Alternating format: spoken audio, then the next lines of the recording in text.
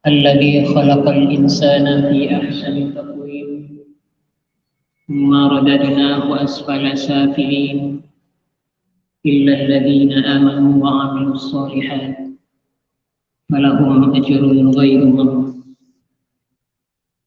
أشهد أن لا إله إلا الله وحده لا شريك له وأشهد أن محمدا عبده ورسوله لا نبي بعده. اللهم صل وسلم على نبينا ورسولنا محمد وعلى آله وأصحابه ومن تبعهم بإحسان إلى يوم الدين. Bapak-bapak dan ibu-ibu hadirin yang dimuliakan Allah, mari senantiasa kita meningkatkan rasa syukur kita kepada Allah Subhanahu wa Ta'ala, Allah yang senantiasa mencurahkan rahmat dan karunia-Nya kepada kita semua. Dan salah satu karunia itu kita masih diberi kesempatan oleh Allah Subhanahu wa Ta'ala untuk melaksanakan ibadah puasa mengisi bulan suci Ramadan ini, yang pada saat ini kalau tidak salah kita sudah sampai pada hari yang ke-25 dan malam ini malam ke-26. Ini berarti bahwa beberapa hari lagi, 5 hari lagi, kita akan ditinggalkan oleh bulan suci Ramadan. Tentu kita berharap kepada Allah Subhanahu wa Ta'ala agar kita kembali dipertemukan dengan bulan Ramadan berikutnya 1443 Hijriah atau 2022 Masehi, insya Allah. Saudara-saudaraku kaum muslimin sidang jamaah Isya dan Tarawih yang dimuliakan Allah, pada satu waktu Rasulullah Shallallahu Alaihi Wasallam sedang duduk-duduk bersama para sahabatnya. Ada yang mengatakan bahwa Rasulullah duduk setelah selesai satu peperangan. Lalu Rasulullah dan sahabat-sahabatnya melihat seorang wanita yang kebetulan lalu bolak-balik melintas di hadapan Rasulullah Shallallahu Alaihi Wasallam. Ternyata dia terlihat sangat cemas sekali. Rupanya dia sedang mencari anaknya yang lepas dari tangannya. Dan setelah ditemukan oleh wanita tersebut, dia memeluk anaknya erat-erat, menggendongnya, kemudian menyusuinya. Lalu Rasulullah Shallallahu Alaihi Wasallam bertanya kepada sahabat-sahabatnya, wahai sahabat-sahabatku, bagaimana pendapatmu? Apakah wanita itu mampu melemparkan anaknya ke dalam api? Lalu para sahabat menjawab, tidak mungkin ya Rasulullah, karena dia sangat mencintai anaknya, sangat menyayangi anak. Lalu Rasulullah berkomentar, Allah arhamu bi'ibadihi min hadhil mar'ah biwaladiha. Allah jauh lebih pengasih, Allah jauh lebih penyayang dari perempuan yang kamu lihat itu kasih sayangnya kepada anak. Jadi kasih sayang Allah kepada hamba-hambanya itu mengalahkan semua kasih sayang siapapun. Kasih sayang seorang ibu kepada anaknya, seorang ayah kepada putranya, ataupun sebaliknya. Allah jauh memiliki kasih sayang kepada hamba-hamba.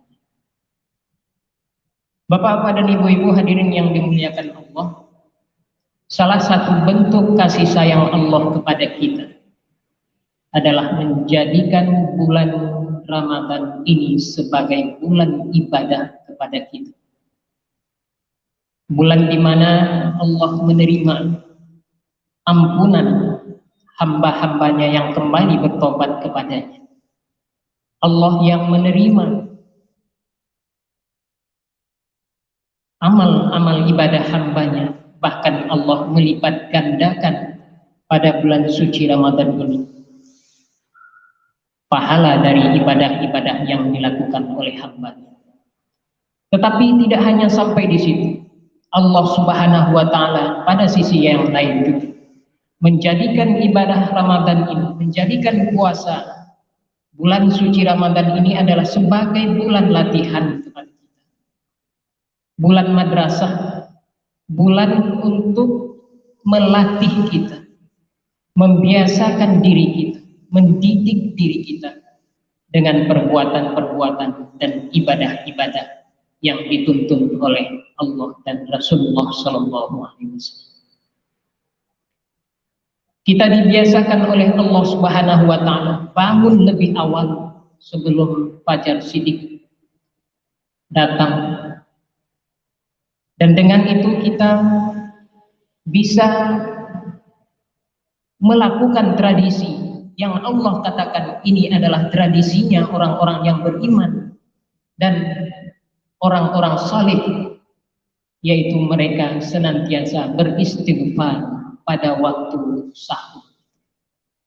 Wabil ashari hum yastaghfirun.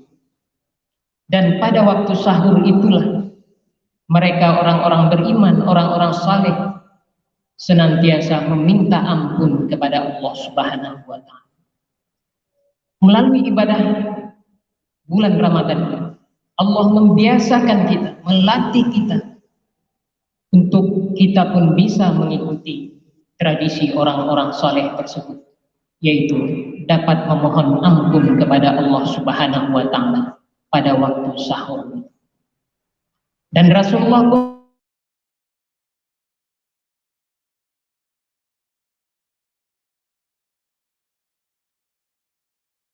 kita bisa setelah selesai makan sahur, kita bisa bersiap-siap untuk melaksanakan sholat berjamaah di rumah Allah Subhanahu wa Ta'ala. Allah melatih kita, membiasakan kita dengan itu semua, agar pada bulan setelah selesai Ramadan ini, 11 bulan yang akan datang, kita pun bisa mengikuti tradisi orang-orang soleh itu, dan kita pun bisa melaksanakan salat subuh berjamaah di rumah Allah Subhanahu wa Ta'ala. Dan pada siang hari Allah Subhanahu wa Ta'ala melatih diri kita, membiasakan diri kita untuk menahan dari segala godaan dan hawa nafsu. Allah melatih kita untuk menahan diri kita dari segala yang membatalkan puasa, bahkan juga membatalkan pahala-pahala puasa kita.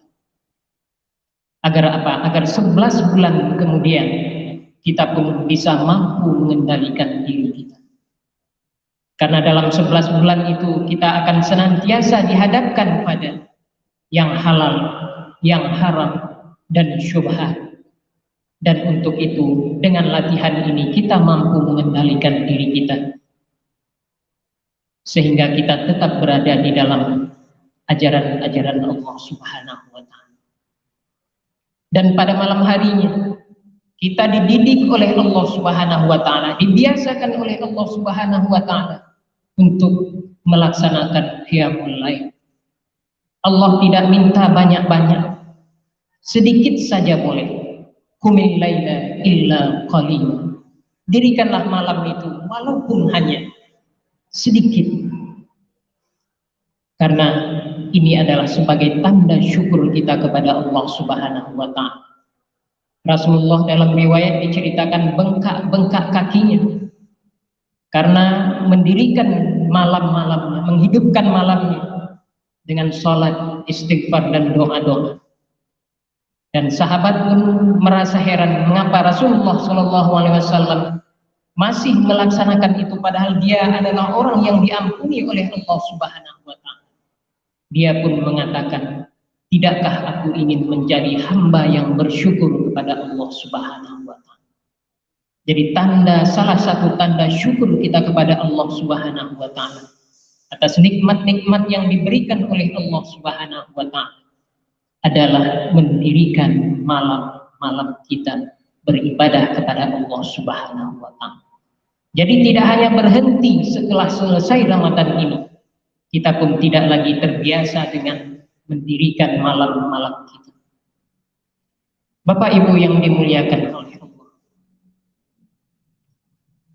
kenapa Allah membiasakan kita, mendidik kita, melatih diri kita untuk membiasakan dengan ibadah-ibadah tertentu yang sudah diajarkan oleh Rasulullah SAW? Karena ibadah ini bagi orang yang tidak biasa sangat berat. Berat, Bapak. Bangun lebih awal itu bagi orang yang tidak terbiasa berat. Oleh karena itulah maka kita melihat masjid-masjid kita hanya 2-3 saf. Padahal kalau kita hitung orang yang tinggal di komplek itu atau di dusun itu, maka harusnya masjid itu penuh. Sama seperti kita melihat pada waktu Jumat masjid kita penuh. Tetapi ini sangat berat bagi orang yang tidak biasa. Oleh karena itulah maka perlu latihan. Ini sama dengan orang yang biasa bekerja di belakang layar komputer, di belakang meja. Ketika mereka disuruh, diminta untuk mengerjakan pekerjaan bangunan, maka mereka terasa sangat berat sekali.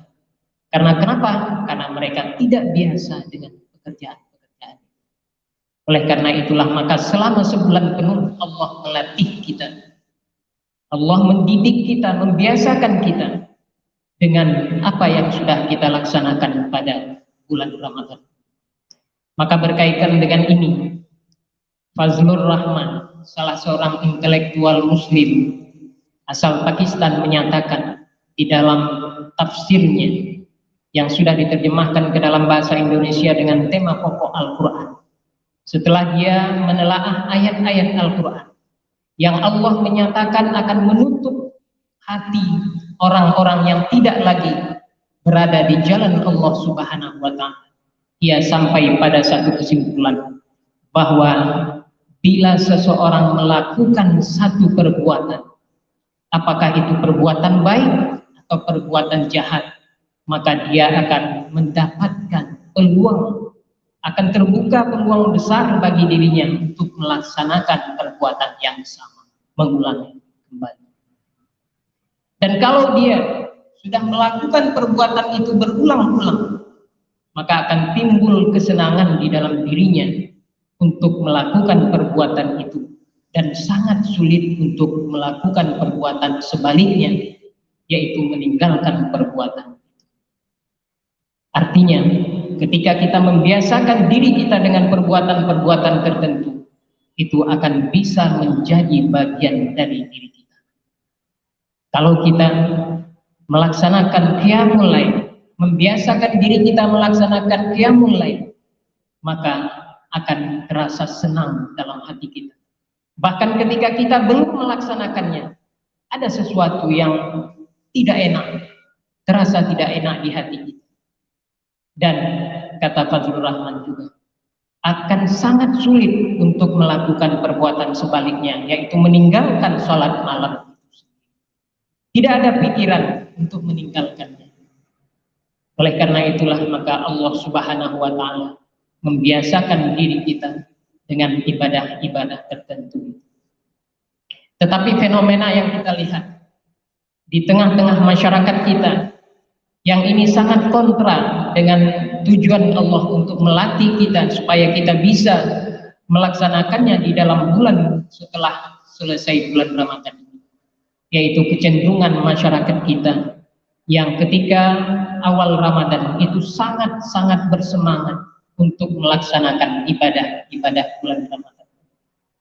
10 yang kedua sudah mulai kendor, dan 10 yang ketiga sudah mulai sangat kendor.